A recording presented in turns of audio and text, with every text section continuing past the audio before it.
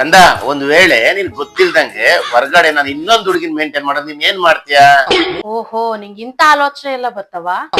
ಆ ತರ ಏನಿಲ್ಲ, ಆಫೀಸಲ್ಲಿ ವೇಟ್ ನಿಂಗೆ ಏನಾದ್ರೂ ಆತರ ಮಾಡ್ಬೇಕು ಅನ್ಸಿದ್ರೆ ನೀನ್ ಆರಾಮಾಗಿ ಮಾಡು, ನನ್ಗೆ ಏನು ತೊಂದ್ರೆ ಇಲ್ಲ.